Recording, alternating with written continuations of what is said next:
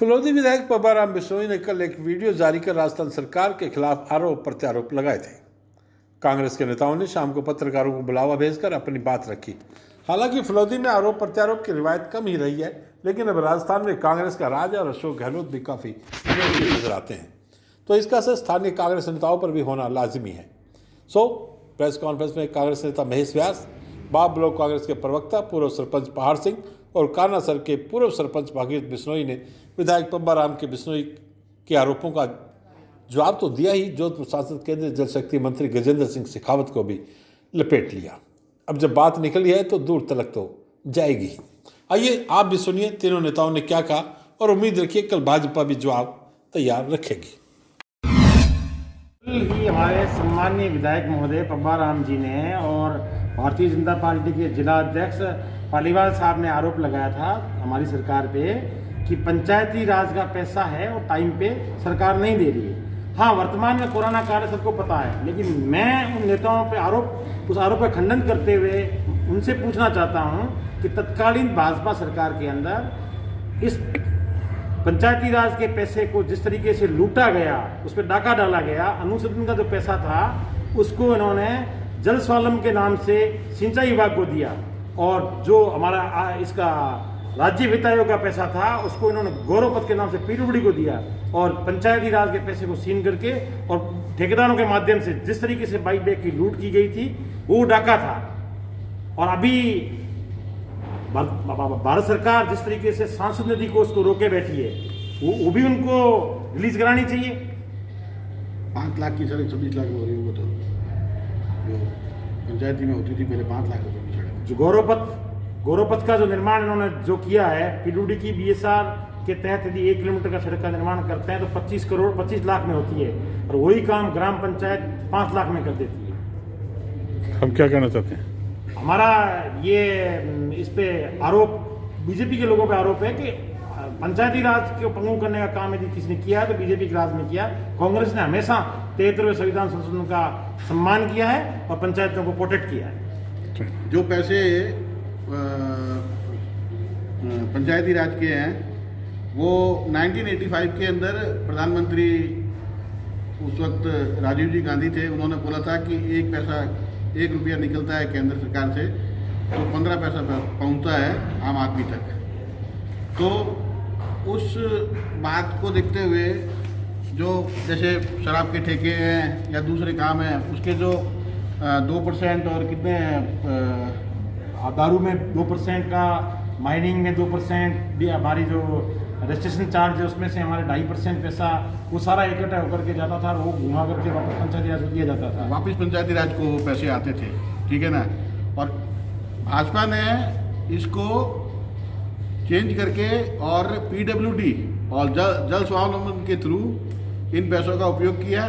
जो 5 लाख रुपए में सड़क बनती थी उसी सड़क को 26 से लेके 38 लाख रुपए तक में पीडब्ल्यूडी के थ्रू बनाई जाती है। आप इसको पता कर सकते हो, जो बात की जा रही है हमारे द्वारा वो बिल्कुल सच है।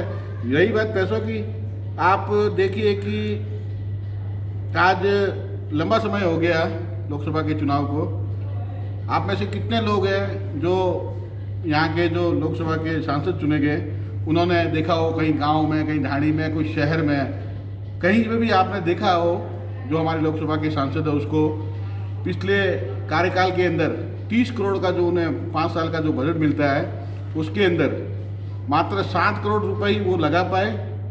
12 करोड़ रुपए की तो अनुशंसा ही नहीं हुई। अब उसके लिए कौन जिम्मेदार है? 12 करोड़ रुपए की तो अनुशंसा ही नहीं हुई। और अब इसमें शायद हो सकता है हमारे विधायक महोदय या कोई और बोल दे कि भाई ये भी मोदी जी ने नहीं दिया, तो वो बता दीजिए हमें। आज बागी जी आप इस बारे में आगे जो चर्चा करने करें। सर, हमारे वर्तमान सांसद महोदय और पिछले सरकार में भी सांसद थे गजेंद्र सिंह जी, वो यहाँ से सांसद बने, लोगों ने अच्छे वोट दिए, जीताए और सेंटर में उनकी गवर्नमेंट बनी। लेकिन पिछले 5 साल और अभी के वर्तमान 1.5 साल के अंदर कोई भी प्रकार की सेंटर की स्कीम इसी जोधपुर जिले को नहीं दे सके।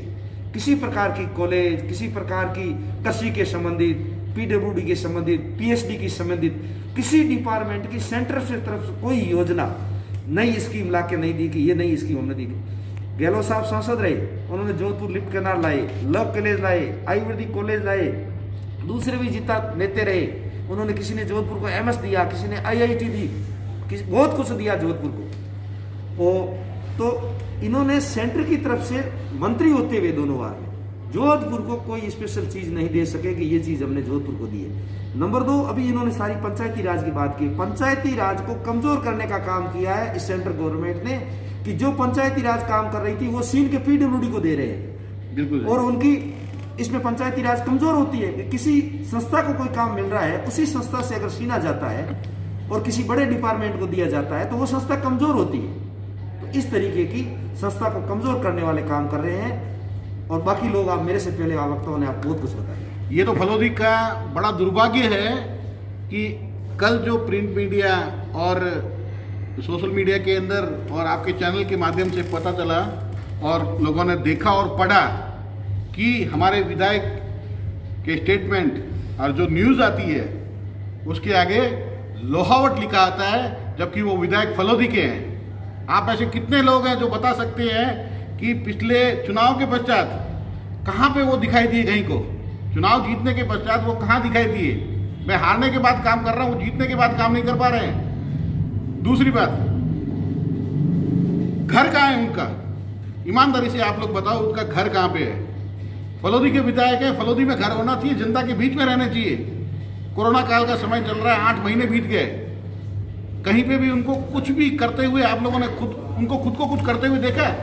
कहीं खड़े रहते हुए देखा? जनता के बीच में या जनता की कोई समस्या है, कुछ भी नहीं कर पा रहे वो।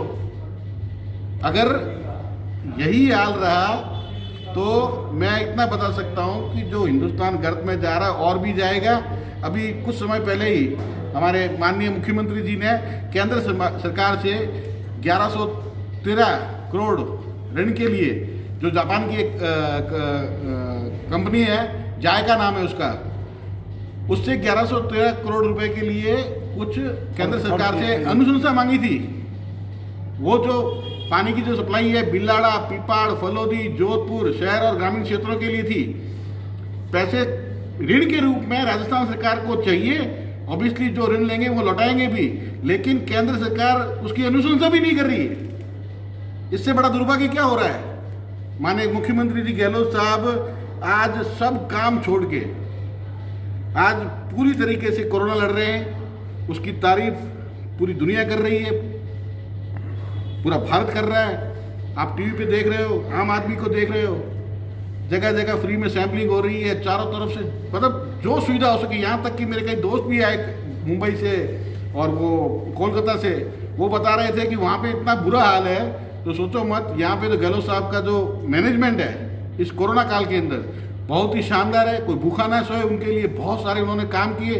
ज़्यादा समय नहीं है, कम शब्दों के अंदर ही अपनी बात को यही खत्म करना चाहूँगा। आज बस इतने समाचार, कल फिर आपसे मुलाकात होगी। तब तक के लिए मुझे दे आगे, धन्यवाद, शुभ रात्रि।